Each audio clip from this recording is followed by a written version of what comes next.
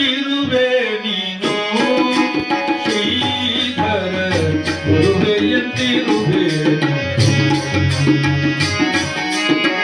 ಗುರು ನಿನ್ನ ಇರವಿನ ಪರಿವೆಯ ಗುರು ತಿಸೆ ಗುರು ನಿನ್ನ ಇರವಿನ ಪರಿವೆಯ ಗುರು ತಿಸೆ ಹರಿಯದಯಮ್ಮನು ಉದ್ಧರಿಸೋ ದೇವ ಗುರುವೆಯಂತಿರುವೆ ಶ್ರೀಧರ ಗುರುವೆಯಂತಿರುವೆ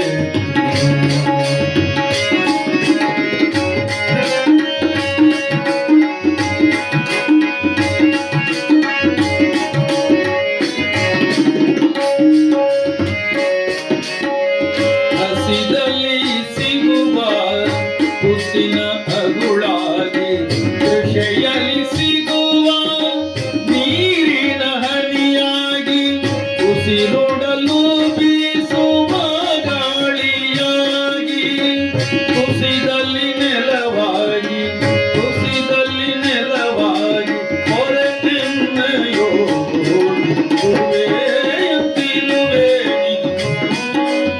ಶ್ರೀಧರ ಗುರುವೆಯಂತಿರುವೆ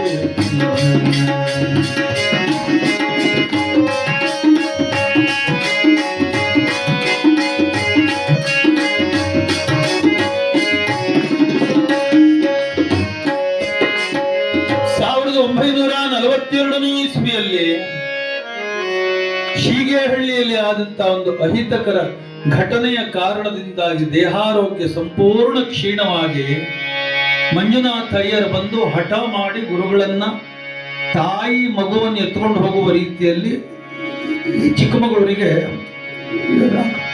ಅವರ ಕಾಫಿ ತೋಟದ ಬಂಗಲೆಗೆ ತಕೊಂಡೋಗಿ ಇಟ್ಕೊಂಡ್ರು.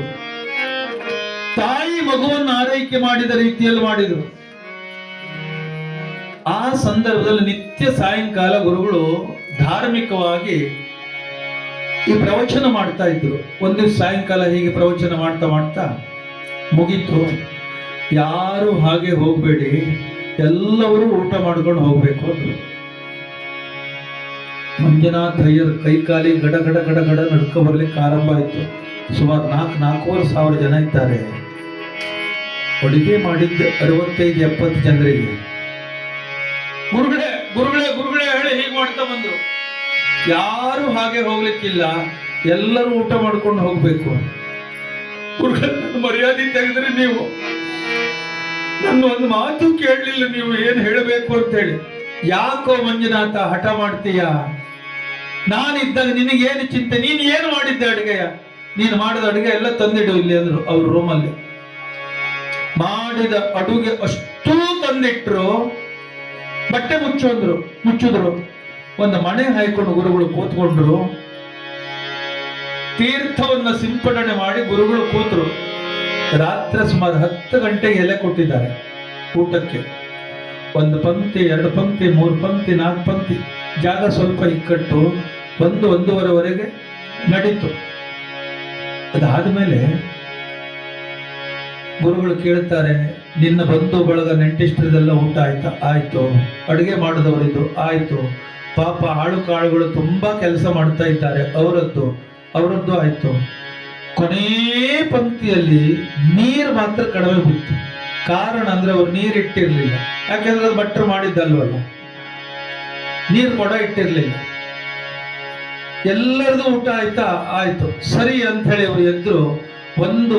ಈ ಕಿತ್ಲೆ ಹಣ್ಣು ತಗೊಂಡು ಸೊಲಿದು ಒಂದು ಸೊಳೆನೋ 2 ಸೊಳೆನೋ ಕಿತ್ಲೆ ಹಣ್ಣು ತಿಂದೆದ್ರು.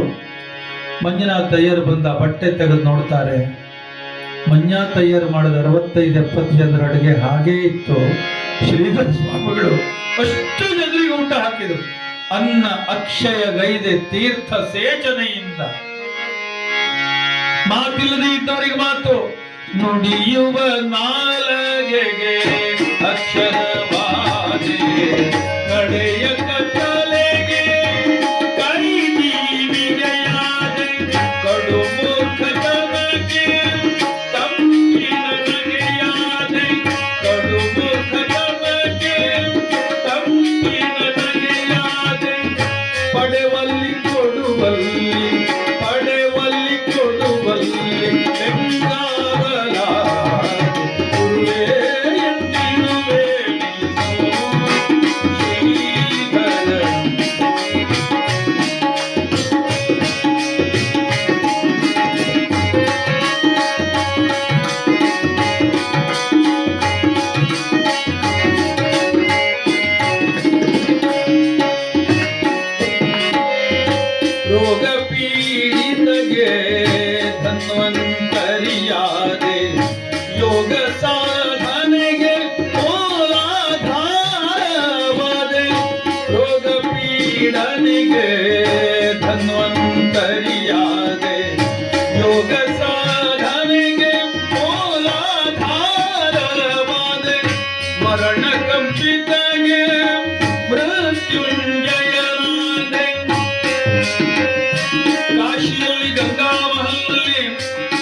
ಸಾವಿತ್ರಕ್ಕ ಮತ್ತು ಸುಬ್ರಾಯ ಭಾಗವತ ದಂಪತಿಗಳು ಗುರು ಸೇವೆಯನ್ನು ಮಾಡುತ್ತಾ ಇರುವ ಕಾಲದಲ್ಲಿ ಆಕಸ್ಮಿಕವಾಗಿ ಮಧ್ಯಾಹ್ನ ಗುರುಗಳ ಭಿಕ್ಷೆ ಎಲ್ಲ ಪೂರೈಸಿ ಆದ ಮೇಲೆ ಸಾವಿತ್ರಿ ಸತ್ತು ಹೋದಳು ಎನ್ನತಕ್ಕಂತ ವಾರ್ತೆಯನ್ನು ಕೇಳಿ ಮಾಳಿಗೆಯ ಮೇಲಿದ್ದ ಗುರುಗಳು ಪಾದುಕೆ ಸಹಿತವಾಗಿ ಓಡೋಡಿ ಬಂದು ಸತ್ತು ಹೋಗಿರತಕ್ಕಂತಹ ಸಾವಿತ್ರಿಯ ದೇಹದ ಮೇಲೆ ಪಾದುಕೆ ಸಹಿತವಾಗಿ ಪಾದವನ್ನಿಟ್ಟು ತೀರ್ಥ ರಕ್ಷೆಯನ್ನ ಹಾಕಿ ಸುಮಾರು 23-24 ನಿಮಿಷಗಳ ಕಾಲ ನೀರನ್ನು ಬಿಟ್ಟು ಸುಬ್ರಾಯ ಭಾಗವತ್ ಮತ್ತು ಸಾವಿತ್ರಿಯ ದಾಂಪತ್ಯದ ಸಂಬಂಧವನ್ನ ವೇದೋಕ್ತ ರೀತಿಯಲ್ಲಿ ಕಡಿಸಿ ಕಾಲನ್ನು ತೆಗೆದು ಹೇಳ್ತಾರೆ, ಹೇಳು ತಂಗಿ, ನಿನ್ನ ಸೇವೆಯನ್ನು ಮುಕ್ತಾಯವಾಗಲಿಲ್ಲ, ನನ್ನ ಸೇವೆ ಬಾಕಿ ಇದೆ, ಅಲ್ಲಿವರೆಗೆ ನಿನಗೆ ಸಾಯಲಿಕ್ಕೆ ಬಿಡೋದಿಲ್ಲ.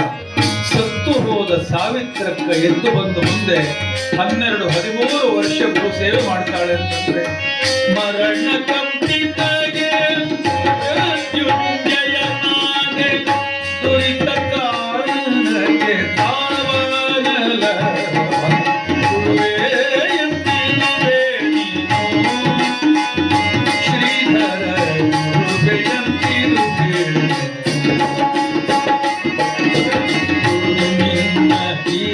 ಿನ ಪರಿವೆಯ ಗುರುತಿಸೆ ಹರಿಯದಯಮನು ಉದ್ಧರಿಸೋ ದೇವ ಗುರುವೇ ಎಂದಿರುವೆ ನೀನು ಶ್ರೀಧರ ಶ್ರೀಧರ